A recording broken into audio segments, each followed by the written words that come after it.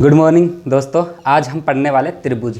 त्रिभुज हमारे लिए रीट और बाकी अन्य एग्जाम के लिए बहुत ही इंपॉर्टेंट है। जो रीट में हर ईयर इससे एक क्वेश्चन आ रहा है। हमें इसमें जो क्वेश्चन पूछा जा रहा है वो ज़्यादा टफ नहीं होता, बिल्कुल क्लियर होता है और बिल्कुल बेसिक से क्वेश्चन पूछता है। इसलिए हम लोग क्या है कि बेस से पढ़ रहे हैं। आप टीचर बनने जा रहे हो तो सबसे पहले अपना बेस क्लियर होना चाहिए। तो आज शुरू करते हैं बिना कुछ देर के। जो त्रिभुज होता क्या है इनके बारे में समझेंगे और फिर उसके बाद में जो क्वेश्चन आए हुए हैं पिछले सभी एग्जामों में उनके बारे में अध्ययन करेंगे। सबसे पहले त्रिभुज होता क्या है। त्रिभुज त्रि प्लस भुज, दो चीजों से मिलकर बना त्रि और भुज। तीन मतलब तीन भुजाओं से बनी बंद आकृति, तीन भुजाओं से बनी बंद आकृति। बंद शब्द जरूर आना चाहिए अगर बेसिक की डेफिनेशन, क्योंकि क्वेश्चन पूछ सकता है इनमें कौन सी डेफिनेशन सही नहीं है, तो बंद शब्द जरूर आना चाहिए। बंद आकृति वो त्रिभुज कहलाती है। ये बंद होनी जरूरी है, अगर बंद नहीं हुई तो त्रिभुज नहीं बनेगा। कोई भी बहुभुज तब बनता है जब उसकी आकृति बंद हो। तो बहुभुज की सभी डेफिनेशन में बंद शब्द जरूर यूज करना है।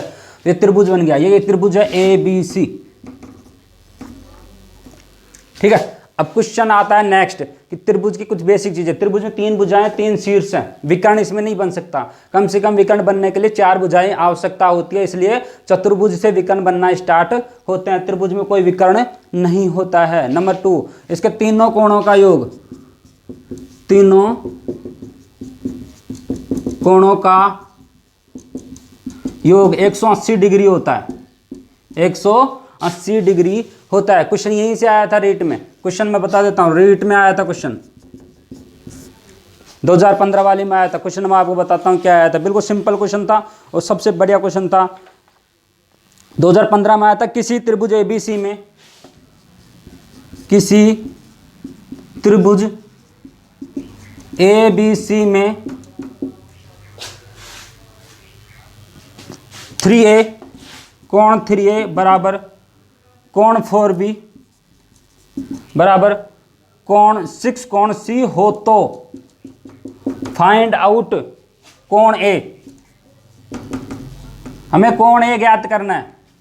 हमें कोण A ज्ञात करना है।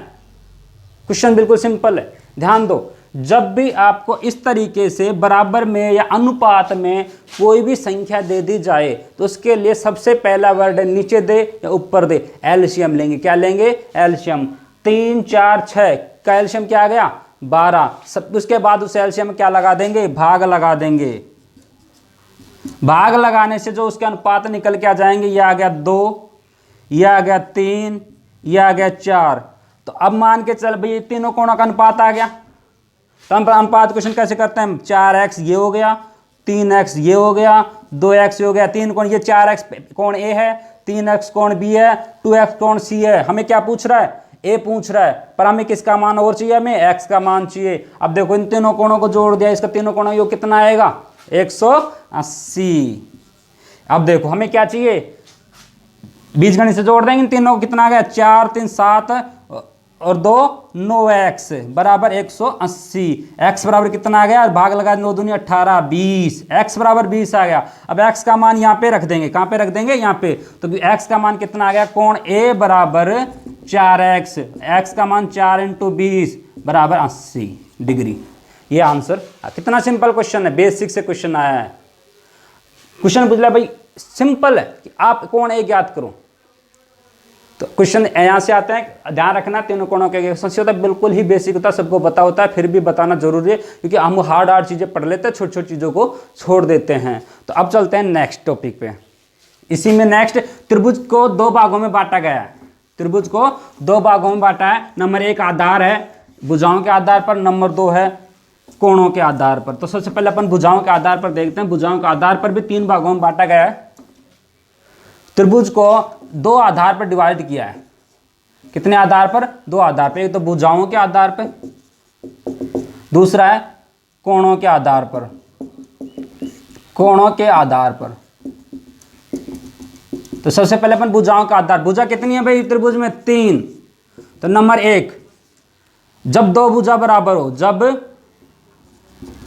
2 नहीं, सभी लिख देता हूं मैं। सभी, पहले सभी ले लेंगे, फिर 2 लेंगे, फिर कोई भी नहीं लेंगे। जब सभी भुजा बराबर हो, सभी भुजा बराबर हो। भाई सभी भुजा बराबर है, सभी भुजा समान, इसलिए इसका नाम क्या हो गया, भुजा को बाहु बोलते थे, समबाहु त्रिभुज।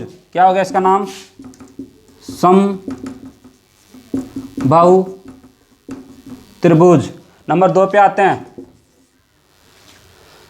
जब दो भुजा बराबर, जब दो भुजा, कितनी भुजा बराबर हो, दो भुजा बराबर हो तो क्या होगा, सम द्वि, द्वि मतलब दो, सम द्विबाहु त्रिभुज। कितनी भुजा है, 3 भुजा है, 2 बराबर होगी, तीनों बराबर होगी। अब एक बराबर नहीं है तो मतलब कोई भी बराबर नहीं है। नंबर 3, जब कोई भी भुजा बराबर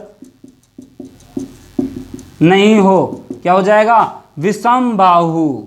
कैसी बाहु, विषम बाहु, मतलब कोई भी भुजा समान नहीं है, सारी एक दूसरे से विपरीत है, विषम बाहु त्रिभुज। आ गया नाम समझे, तीनों भुजा बराबर हैं, समबाहु त्रिभुज मतलब सारी भुजाएं समान हैं। नंबर 2, दो भुजा समान है, समद्विबाहु त्रिभुज। नंबर 3, एक भुजा समान नहीं है, विषम बाहु त्रिभुज। अब बनाता हूं इधर डायग्राम कैसे बनेंगे। नंबर 1, एक त्रिभुज है, इसकी ये 2 सेमी, ये 2 सेमी, ये 2 सेमी, तीनों बराबर, इसलिए क्या बोलेंगे इसके, समबाहु त्रिभुज। नंबर 2, ये 3 सेमी है, ये भी 3 सेमी है और ये 2 सेमी है, ये भुजा बराबर, ये भुजा बराबर, तो इसे क्या बोलेंगे, समद्विबाहु त्रिभुज। नंबर 3, कि तीनों भुजाएं ही बराबर नहीं हो। देखो इधर, ये 4 सेमी है, ये 3 सेमी है, ये 2 सेमी है, तो इसकी मतलब कोई भी भुजा बराबर नहीं है, तो ये कैसा त्रिभुज हो गया, विषमबाहु त्रिभुज। अब आते हैं अपन कोणों के आधार पर। कोणों के आधार पर भी भाई 3 भागों में बांटा गया है, तो उससे पहले अपन कोण समझते हैं, कोण होते क्या है थोड़ा सा, क्योंकि इस पे डिपेंड, अगर कोण थोड़ा सा क्लियर करेंगे तो इस पे सारा क्वेश्चन आ जाएगा इसी पे। कोण, कोण 5 प्रकार के होते हैं भाई। नंबर 1, न्यून कोण। न्यून कोण, जो न्यून कोण का मान होता है, मान के चलो कोण ए है, उसका मान 0 से बड़ा होता है और 90 डिग्री से छोटा होता है।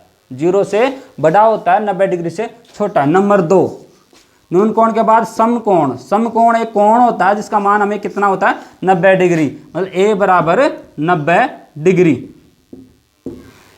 नंबर 3 बात, अधिक कोण। अधिक कोण, अधिक कोण होता है जो 90 से तो अधिक होता है और 180 से कम होता है। नंबर 4, सरल कोण या ऋजु कोण। सरल या ऋजु कोण, कोण नहीं लिख रहा था मैं, कोण ही लिख देता हूं चलो, क्योंकि यहां तक त्रिभुज बने। कोण 180 डिग्री से इक्वल होता है, ए बराबर 180 डिग्री, बिल्कुल सीधा होता है, बिल्कुल सीधा, सेपरेट, इसमें कोई वो लाइन नहीं होती, ये पूरा 180 बन जाता है। नंबर 5, वर्त कोण, जो 180 डिग्री से अधिक होता है और 360 डिग्री से कम होता है। अब ध्यान दो, त्रिभुज के तीनों कोणों का योग 180 डिग्री होता है। कितने डिग्री होता है, 180 डिग्री। अगर ये कोण में एक कोण 180 डिग्री है, इस कोण में एक कोण ही 180 डिग्री है, तो बाकी कोण बनाना पॉसिबल नहीं है।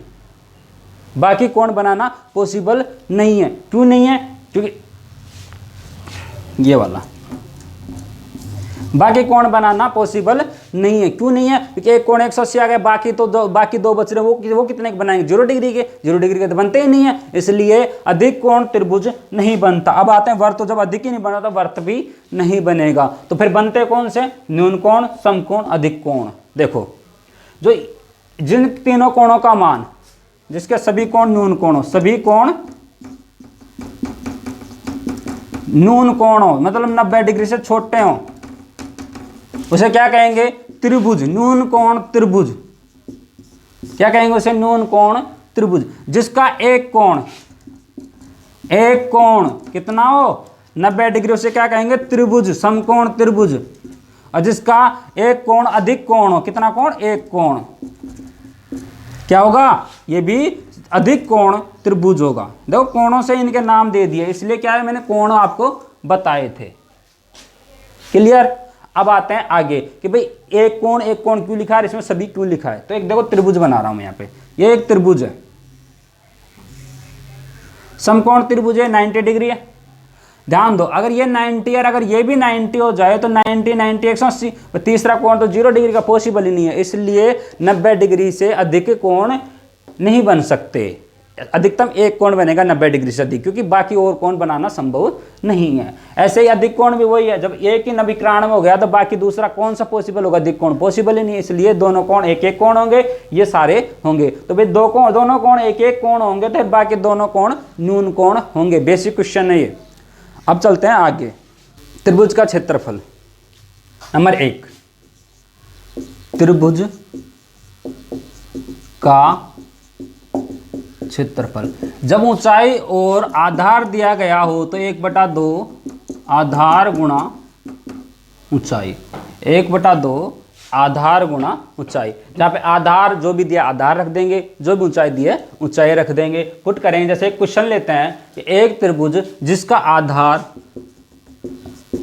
6 सेमी तथा ऊंचाई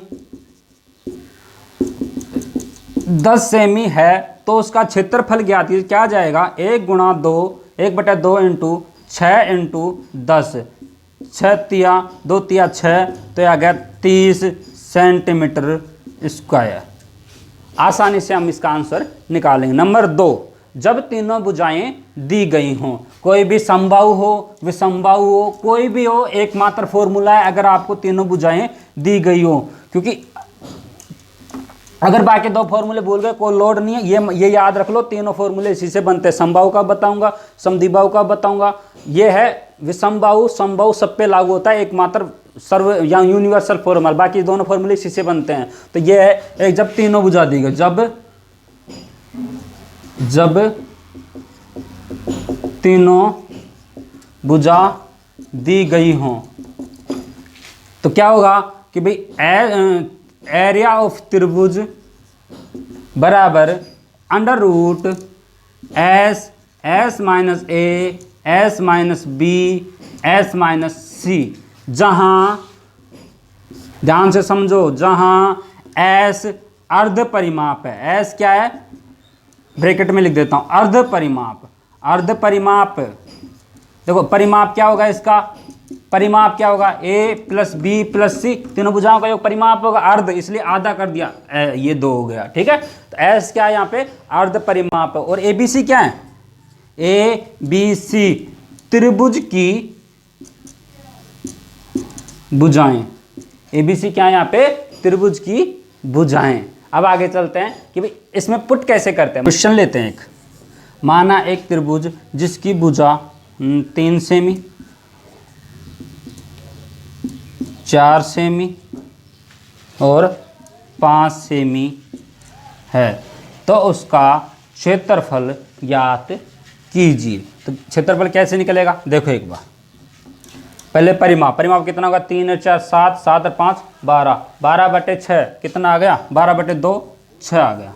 S बराबर कितना आ गया 6, S बराबर 6 आ गया। हमें क्या चाहिए, ये चाहिए, रख रहे हैं 6 6 - 3 6 - 4 6 - 5, तो 6 × 6 में से 3 गए 3 2 और 1, तो 6 और 3 दूनी 6, 6 में से 6 बाहर आ गया 6 सेंटीमीटर स्क्वायर। तो इसका जो आंसर क्या आ गया 6 सेंटीमीटर स्क्वायर। आसानी से हम निकाल सकते हैं। अब आते हैं इसी से कि जब तीनों भुजाएं समान हों तो इसका फॉर्मूला कैसे बनेगा, बोले तो समबाहु त्रिभुज का सूत्र। समबाहु त्रिभुज का सूत्र, समबाहु त्रिभुज का सूत्र। उसके लिए S क्या हो जाएगा, 1 2 3 3/2 A, 1 2 3 तो 3/2 A, क्योंकि ये भी A है ये भी है, तीनों A है, तो 3/2 A, ये तो S हो गया। अब आते हैं फॉर्मूले पे, एरिया ऑफ त्रिभुज कौन सा, समबाहु, तो तो S बराबर 3/2A, 3/2A। अब देखो ये मैं सारा एक साथ लिख देता हूँ, 3/2 A माइनस A, लघुत्तम ले लिया 2, तो क्या आ गया A/2, क्या आ गया A/2। तो मैं डायरेक्ट लिख रहा हूँ इसमें A/2, A/2, A/2। देखो कितने A हो गए, 1 2 3 4, 4 में से 2 A बाहर आ जाएंगे, बोले तो A²। अच्छा नीचे क्या है, 2 और 2 4, 4 4, 4 और 4 में से 1 4 बाहर आ जाएगा, और ऊपर क्या बचा, √3 अकेला रह गया। तो ये फॉर्मूला निकल के आ गया √3/4 भुजा स्क्वायर। अब आते हैं समद्विबाहु का फॉर्मूला। इस पे क्वेश्चन लेते हैं, जैसे एक त्रिभुज जिसकी भुजाएं 4 सेमी है, कितनी है 4 सेमी है, उसका क्षेत्रफल ज्ञात कीजिए समबाहु त्रिभुज। तो क्या करेंगे 4 × 4 × 4, 4 से 4 कटेगा, 4√3 इसका क्या जाएगा आंसर आ जाएगा। अब लेते हैं नेक्स्ट समद्विबाहु त्रिभुज। समद्विबाहु त्रिभुज, समद्विबाहु त्रिभुज भी सेम ऐसा ही हो जाएगा। उसका जो डायरेक्ट फॉर्मूला लिख दे, चलो बना देता हूं मैं। माना समान भुजा कौन है, समान भुजा, और बी नेक्स्ट बोले तो तीसरी भुजा। ये दो भुजा समान है और तीसरी अलग है, तो एस क्या हो जाएगा इसमें, एस बराबर 2a + b/2। ये क्या हो जाएगा, एस हो जाएगा। फॉर्मूले में आते हैं, 2a + b/2 √ 2a + b/2 - a, ये स्क्वायर 2 बार आ जाएगा ऐसा, और एक आएगा 2a + b/2 - b। इस तरीके से दो भुजाएं तो ऐसी आएंगी, इसलिए वर्क कर दिया मैंने, सेम आएगा, और ये आएगा एक ऐसा। अब आते हैं इसमें लघुत्तम लेंगे तो क्या आ जाएगा, 2a + b/2 √ यहाँ पे क्या आएगा 2a, दो लघुत्तम आएगा 2a से 2a, ये आ जाएगा 2a से 2a कट गया, माइनस b प्लस का है माइनस का है, तो क्या हो जाएगा ओनली b/2 का होल स्क्वायर, और ये क्या बच जाएगा यहाँ पे 2b, तो ये आ जाएगा 2a और 2b, माइनस का 2b, तो माइनस का b बचेगा /2, ये बच जाएगा। देखो यहाँ पे क्या आएगा 2b, तो 1 प्लस का b है माइनस के 2b, तो कितना माइनस का 1b बचेगा /2। आगे चलते हैं, 1 2 एरा 2 2 एरे 1 2 एरा, मतलब कितना बार आ गया 4, और नीचे का सारा बार ले ले, ऊपर का देखते हैं 2a प्लस का और 2b माइनस का, तो क्या हो जाएगा 4a² - b², और इससे क्या आ जाएगा एक b बार आ जाएगा, इससे एक b बार आ जाएगा। ये देखो a + b, a - b बीजगणित का फॉर्मूला है, ये वाला लिख देता हूँ ऊपर, a + b, a - b क्या आएगा a² - b²। ये तो क्या हमने 2a का स्क्वायर 4a² - b का स्क्वायर मतलब b²।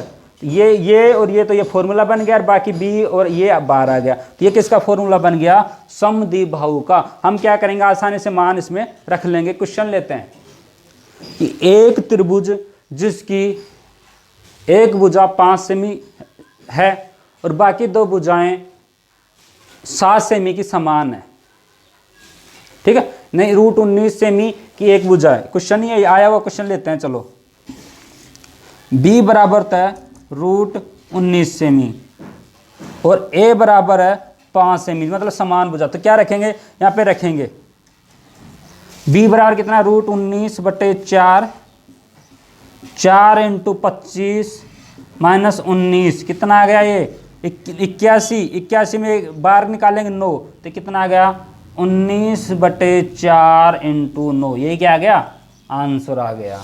कितना सिंपल हो जाएगा आराम से। अब आते हैं नेक्स्ट कि और क्या फॉर्मूले इसमें बनते हैं। चलो इसको मिटाता हूँ एक बार।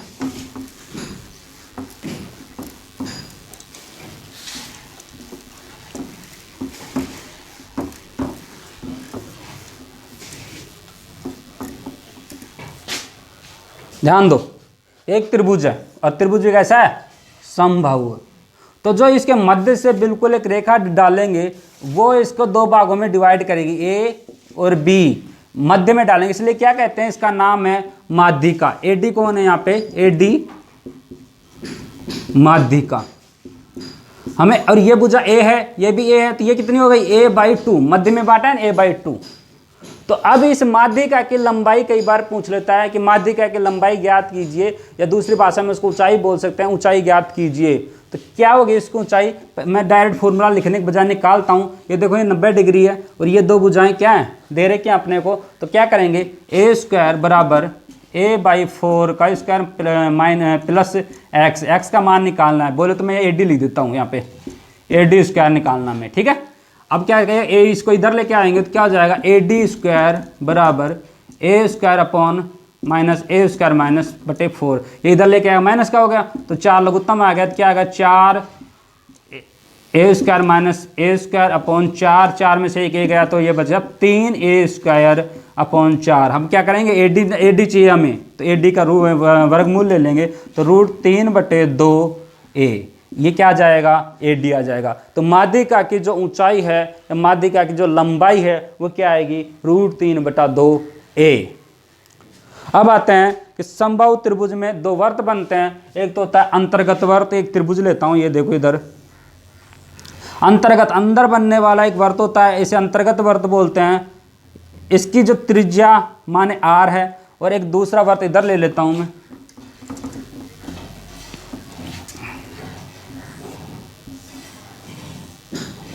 एक परिगत बोलते हैं, जिसे बाहर होता है, बाहर की साइड होता है, मतलब बाहर टच करके बनता है, यहाँ पे इस तरीके से टच करके बनता है, मतलब ऊपर से टच। तो एक ये हो गया, तो इसको कैपिटल R ले लेते हैं। तो ये और ये दोनों क्या हैं, ये है अंतर्गत वर्त की त्रिज्या और ये है बाह्य वर्त की त्रिज्या। तो हमेशा जो अंतर्गत वर्त है उसका क्षेत्रफल छोटा होता है और जो बाह्य होता है उसका क्षेत्रफल बड़ा होता है। और अंतर्गत वर्त और बाह्य वर्त की जो अनुपात होता है उनमें वो होता है 1:2।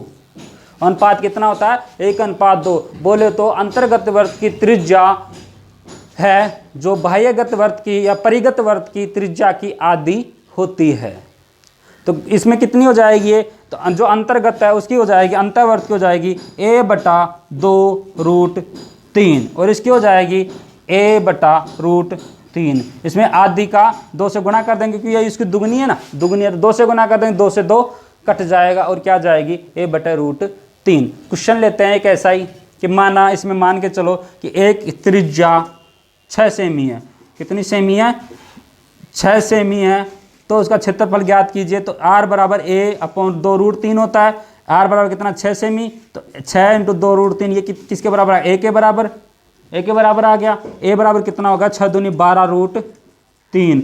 अब क्या फॉर्मूला क्या होता है उसका वर्त का, πr स्क्वायर, πr किसका क्षेत्रफल, त्रिभुज का निकालना में, त्रिभुज का क्षेत्रफल निकालना। तो ये भुजा आ गई, a आ गई। अब ये समबाहु है, फॉर्मूला क्या है, √3/4 भुजा स्क्वायर, भुजा स्क्वायर, भुजा का मान क्या है 12√3। तो √3/4 × 12 का स्क्वायर कितना होगा, 144 × 3, या ये 4 का बार काट दिया, कितनी बार का, 4 × 12, 4 दूना 4 × 24, 36 बार। ये आ गया आंसर 4√3 36 × 3। ये सारा गुणा कर लेंगे और अपना आंसर आ जाएगा। बिल्कुल सिंपल है, ध्यान दो, फोकस रखो, ऐसा कोई लोड नहीं है। क्वेश्चन हार्ड होंगे। चलो क्वेश्चन लेते हैं, नेक्स्ट चलते हैं अगले टॉपिक पे, सर्वांग समता और समरूपता। चलो, सर्वांग समता का मतलब होता है सभी प्रकार से समान, सभी प्रकार से समान, और इसका मतलब होता है सभी रूप समान, सभी रूप समान, सभी रूप समान होंगे। जैसे मान के चलो मेरी कोई इमेज है, उसको मैं जूम कर दूं, वो क्या हो जाएगी, बड़ी हो जाएगी। पर फोटो तो वही है, इसलिए क्या है, उसका रूप क्या है, समान है। तो जैसे कोई त्रिभुज है, समबाहु त्रिभुज, ये छोटा है, एक बड़ा समबाहु त्रिभुज है, ठीक है। तो दोनों क्या होंगे, समरूप होंगे। समरूप त्रिभुज में बड़ी आकृति छोटी आकृति को पूरी तरह ढक लेती है। अब आता है इसमें सर्वांग समता क्या होता है, सभी प्रकार से समान, उसका कोई भी छोटा नहीं हो, कोई बड़ा नहीं हो, बिल्कुल फिट बैठनी चाहिए। अगर किसी के ऊपर बैठाने, जैसे मान के चलो ये हाथ है, इसके हाथ के ऊपर बिल्कुल फिट आ रहा, तो क्या मतलब है कि ये इसकी सर्वांग सम आकृति है, सभी प्रकार से फिट बैठना चाहिए उसके ऊपर। मतलब दोनों आकृति एक दूसरे को संपूर्ण रूप से ढक लेनी चाहिए। जैसे दो त्रिभुज है, एक त्रिभुज ये रहा, इसके 3 सेमी है, 4 सेमी है, 5 सेमी है, ये दूसरा त्रिभुज ये रहा, इसकी 4 सेमी है, 5 सेमी है और 3 सेमी है। 4 3 5। अब इसको उल्टा करके ऐसे उल्टा करके रखेंगे तो 4 वाली इधर फिट होगी, 3 वाली इधर फिट होगी, 5 वाली इधर फिट होगी, मतलब एक दूसरे पे बिल्कुल ही ऊपर आ जाएंगे। तो हमें क्या होगा कि ये दोनों क्या हैं, सर्वांग सम है। और ये क्या है, 2 2 2, ये 5 हो सकती है, कोई लोड नहीं है, ये जूम हो गई। तो मतलब ये दो बड़ी, इसको जो ये आकृति है इसको आराम से ढक लेगी, परंतु ये इसको नहीं ढक सकती। पर यहाँ पे क्या होगा, यहाँ पे दोनों आकृतियाँ एक दूसरे को संपूर्ण रूप से ढकना जरूरी है। तो अब इसका जरूरी है तो भाई इसके नियम होंगे कुछ, वो नियम हम पढ़ते हैं, उन नियमों बोलते हैं सर्वांग समता के नियम। और जो सर्वांग समता के जो इनमें डिफरेंस बताते हैं, सर्वांग सम का जो चिन्ह होता है इस तरीके से बराबर लगा के इस तरीके से बना देते हैं। इसका मतलब क्या है, ये दोनों आकृतियाँ ABC और PQR वो क्या है, सर्वांग सम हैं। ये दोनों आकृतियाँ क्या हैं, सर्वांग सम हैं। अब चलते हैं कि भाई इसके नियम, किसका, सर्वांग समता के नियम।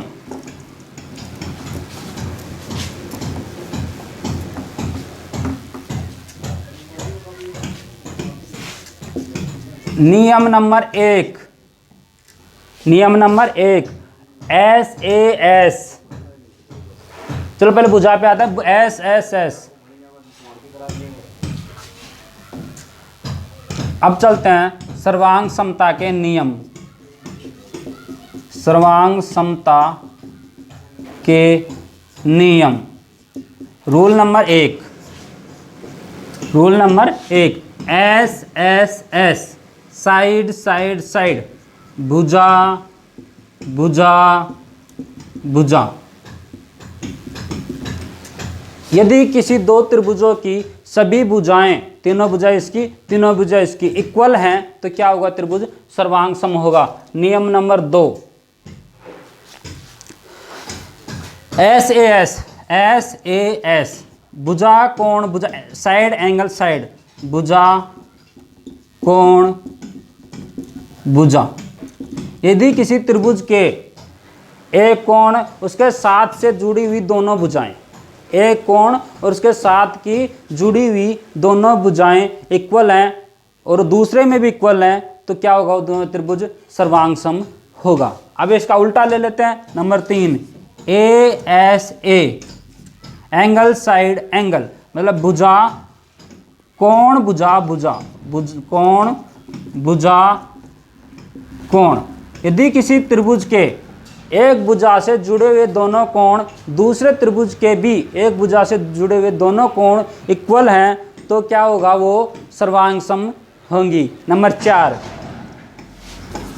एंगल एंगल साइड, कोण कोण भुजा।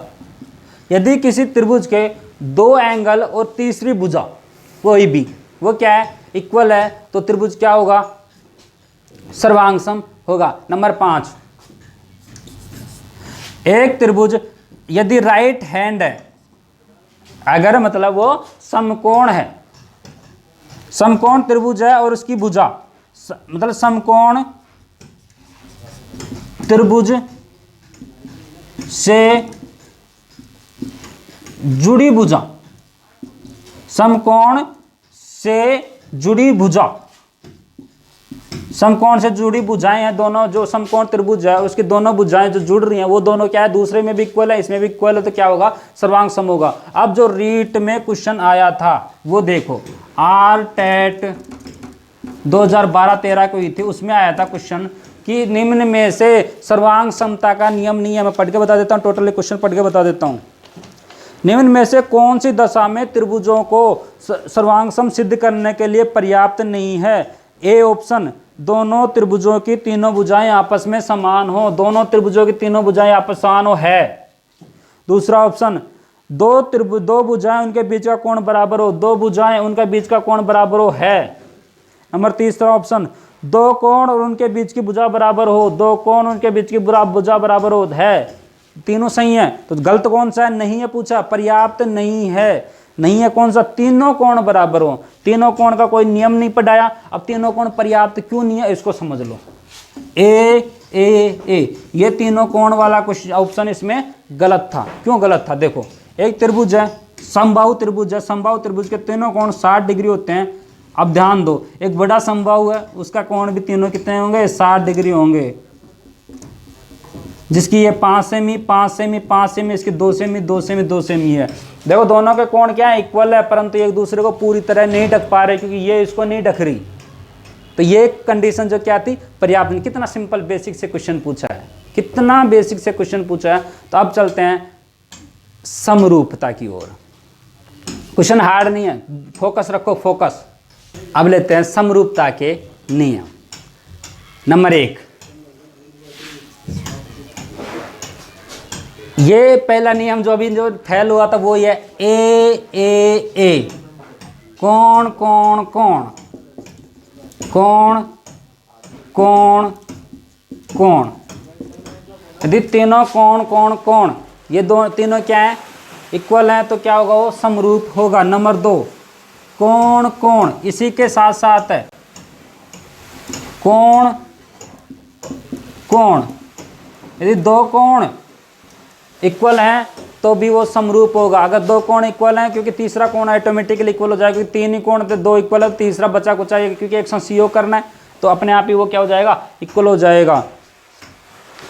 Number 3, S S S S S S, भुजा भुजा भुजा, यदि तीनों भुजाएं समान हैं तो भी क्या होगा? वो एक समरूप होगा। Number 4, S S S A S, भुजा कोण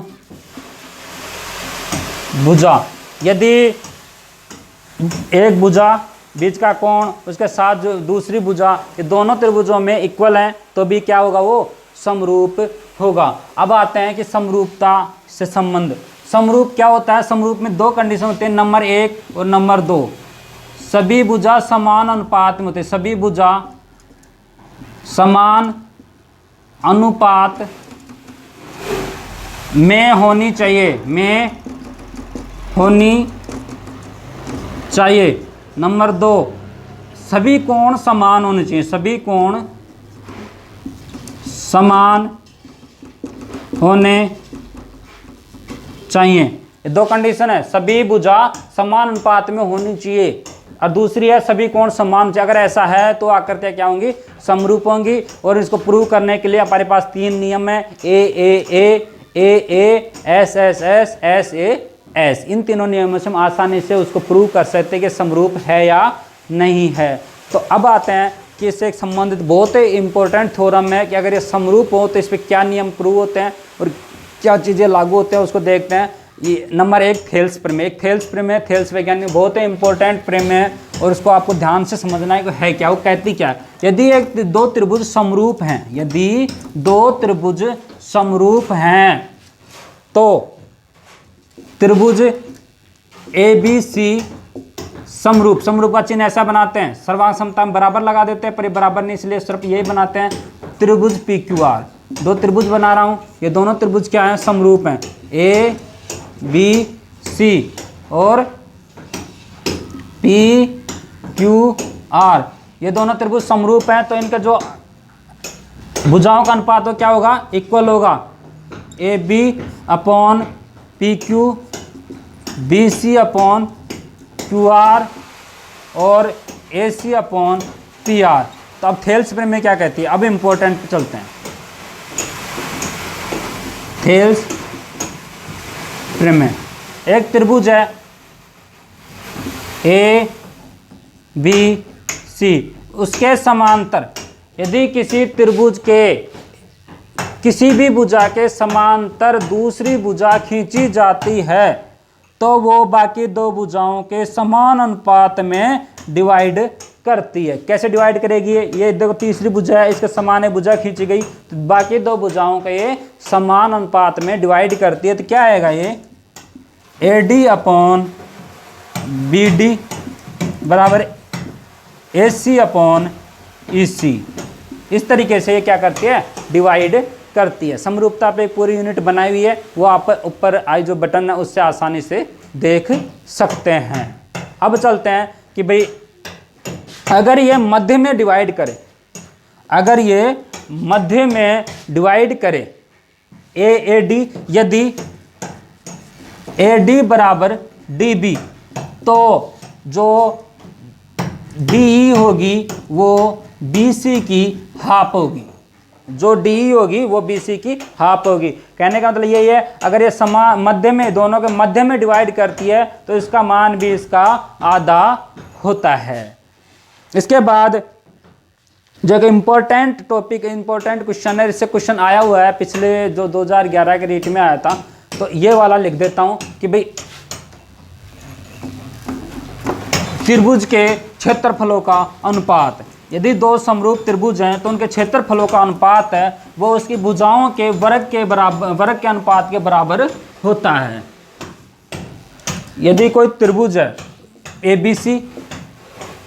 बी सी का क्षेत्रफल और दूसरा त्रिभुज है पी क्यू आर का क्षेत्रफल बराबर किसके बराबर होता है, उनकी भुजाओं के, भुजाओं का अनुपात क्या था, ए बी और पी क्यू के वर्ग के बराबर होता है, और भुजाओं के साथ साथ उसकी माध्यिका का वर्ग भी होता है। A B upon P Q, B C upon, मैं बना देता हूँ, ये पी क्यू आर है, पी क्यू आर है और ये ए बी सी है, तो B C upon Q R का स्क्वायर बराबर ये इसमें लंब डी है, पी क्यू आर ये का एस है, ठीक है। तो अब आ गया ए सी अपॉन पी आर का स्क्वायर और तीसरा A D upon P S का स्क्वायर। इस तरीके से उसकी भुजाओं के अनुपात के वर्ग के इक्वल होता है। किसी भी त्रिभुजों का क्षेत्रफल का अनुपात उसकी भुजाओं के वर्ग के अनुपात के इक्वल होता है। अब आते हैं नेक्स्ट, इसके दो इंपॉर्टेंट चीज हैं कि सर्वांग सम त्रिभुजों का क्षेत्रफल इक्वल होता है, क्योंकि एक दूसरे को पूरी तरह ढक रहे हैं, इसलिए सर्वांग सम त्रिभुजों का क्षेत्रफल जो क्या होगा, बराबर होगा। कैसा होगा, त्रिभुज पी क्यू आर, त्रिभुज ए बी सी का जो एरिया है वो क्या होगा, दोनों का इक्वल होगा। इंपॉर्टेंट चीज है।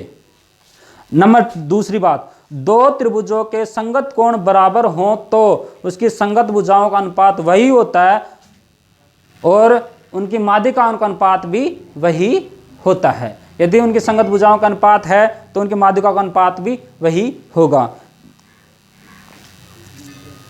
अब नंबर तीसरी बात, दो त्रिभुजों का, ये तो क्या था, क्षेत्रफल, ऐसे परिमाप, तो दो त्रिभुजों का परिमाप का अनुपात उसकी संगत भुजाओं के परिमाप के अनुपात के बराबर ही होता है। जो उसकी संगत भुजाओं का अनुपात होगा वही उसके परिमाप का अनुपात होगा। अब एक लास्ट क्वेश्चन लेते हैं कि नीचे गए त्रिभुज में त्रिभुजों का कौन सा प्रतिबंध लागू नहीं होता। इसमें क्या करना, हमें सर्वांग समता का प्रतिबंध लगाना है। सर्वांग समता का कौन सा प्रतिबंध लागू नहीं होता। यदि रीट 2017-18 वाली जो भी लास्ट एग्जाम हुआ था रीट का, उसमें आया था कि भाई जो एक त्रिभुज दे दिया और उसमें पूछ रहा है कि इसमें कौन सा लागू नहीं होता। चलो बनाते हैं। एक त्रिभुज दे रखा है कि नीचे दिए चित्र में त्रिभुजों का सर्वांग समता का कौन सा प्रतिबंध लागू होता है या कौन सा प्रतिबंध लागू होता है। ये त्रिभुज है A B C D E, ये दोनों कोण क्या होंगे, इक्वल होंगे, हमें पता है।